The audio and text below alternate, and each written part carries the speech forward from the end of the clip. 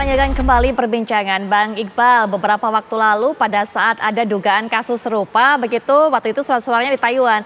Kemudian Bang Iqbal ada di sini berbicara dengan kita, tentunya berbicara dengan pemirsa, mengatakan ataupun juga mengkritik, memberikan catatan terhadap langkah Bawaslu. Kali ini sepertinya serupa, masih lambat-lambat juga dan ini bisa jadi hanya sebuah kasus yang angin lalu, sehingga kemudian sampai kapanpun akan terus terulang, begitu Bang Iqbal?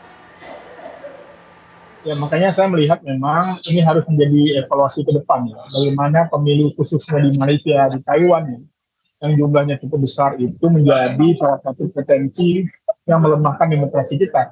Karena kepercayaan kepada penyelenggara itu lemah.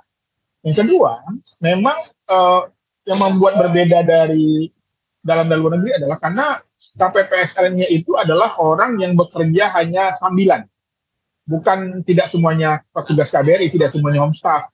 Mereka adalah ada yang mahasiswa, ada yang pekerja, yang direkrut gitu ya. Jadi mereka memang memiliki masalah dengan data, memiliki masalah dengan update data. Semua kuncinya berawal dari data. Kalau para pemilih pos itu tervalidasi, tidak akan ada surat suara yang bisa dikumpulkan, diperjualbelikan. Jadi saya melihat bahwa ini adalah sebuah kecerobohan, sebuah pelanggaran yang tentu saja mungkin bisa jadi ada banyak juga. Ini ibarat fenomena gunung es yang terjadi di sana. Jadi saya sendiri merasa perlu ada tim khusus yang segera datang. Di sana ada atasnya polisi, di sana ada panwas ya. Bisa gakumdunya ada ya. Harus saya kira dilakukan penegakan hukum supaya mendapatkan keadilan. Baik, Bang Iqbal, ini juga bisa terjadi dengan paslon manapun. Kalau tadi Mas Ciko mengatakan masih bisa ada kemungkinan ini upaya untuk mendiskreditkan pasangan calon tertentu, Bang Iqbal mungkin juga punya pandangan mengenai hal ini. Baik, sepertinya hubungan kami terputus dengan Bang Iqbal. Nanti kami akan coba komunikasi lagi dan juga akan hubungi lagi Bang Iqbal. Tapi Mbak Titi, kalau tadi juga dikatakan oleh Bang Iqbal adanya masalah perekrutan petugas, sepertinya juga harus dibenahi untuk bisa menjamin terselenggaranya pemilu di luar negeri, pencoblosan surat suara ini juga tetap baik, jujur dan adil, Mbak Titi. Ya, saya kira betul sekali ya. Memang segala sesuatunya hulunya itu ada di penyelenggara pemilu. Makanya dari awal sejak rekrutmen penyelenggara pemilu bahkan di tingkat nasional ada batas-batas atau demarkasi yang tidak boleh kita langgar. Apa itu? Jangan politisasi penyelenggara pemilu. Jangan kooptasi penyelenggara pemilu dengan transaksi politik begitu. Karena kalau penyelenggara pemilunya bias, yang rugi itu bukan hanya satu, tapi semua. Tapi kalau penyelenggara pemilunya independen, mandiri, dia akan menguntungkan semua. Nah, ini memang menjadi persoalan kita bersama, Mbak Putri. Termasuk juga soal surat suara ini ya, dugaan surat suara, kasus surat suara yang sudah tercoblos ini.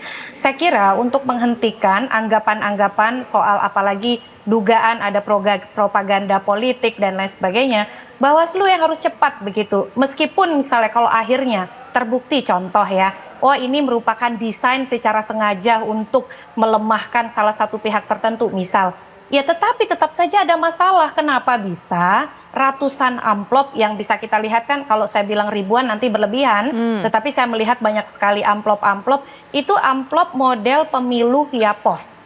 Kenapa bisa kemudian berada di tangan yang tidak bertanggung jawab? Siapa yang membuat itu bisa terjadi? Siapa yang kemudian menjadi penanggung jawab peristiwa itu begitu. Jadi aktornya itu harus terungkap. Meskipun misalnya nanti ini apakah misalnya didesain untuk melemahkan ataukah memang terbukti secara sengaja untuk kepentingan-kepentingan politik, yang bisa menjawab itu adalah proses yang dilakukan. Saya setuju ya, Bawaslu harus bergerak cepat menempatkan ini sebagai prioritas karena bagaimanapun di negara-negara dengan tingkat jumlah pemilih besar, Malaysia itu pemilihnya di Kuala Lumpur, pemilihnya di 2024 Mbak Putri, itu 400.000 lebih. Jadi kalau bisa mengelola Kuala Lumpur saja, dia sudah bisa dapat kursi tuh satu gitu ya. Nah, belum lagi ditambah yang Hong Kong, ini juga menjadi early warning system buat kita. Hong Kong itu mayoritas akan diberikan via pos. Di Taipei, di Taiwan juga via posnya sangat besar. Kemarin kan dikirim lebih dulu, lalu kemudian 31.276 akhirnya dianggap sebagai surat suara rusak. Hal-hal seperti ini kalau tereskalasi terus, jadi pertanyaan begitu ya, sebenarnya kredibilitas pemilu kita tuh seperti apa? Oke. Nah, jadi semakin cepat, semakin transparan, semakin akuntabel, KPU Bawaslu bergerak, saya setuju jangan hanya memantau dari jauh kan dekat. Ya, saya juga setuju dengan Bang Habib itu ya, karena ekses dari peristiwa ini bisa kemana-mana dan merugikan banyak pihak, Mbak Putri. Baik, masih ada negara-negara lain pemirsa yang juga akan menjalankan pemilu melalui sistem pos seperti ini. Bagaimana kemudian celah-celahnya dan juga upayanya untuk bisa mengantisipasi agar tidak terjadi. Nanti kita akan bahas lebih lanjut di segmen terakhir perbincangan setelah jeda. Kami sudah kembali.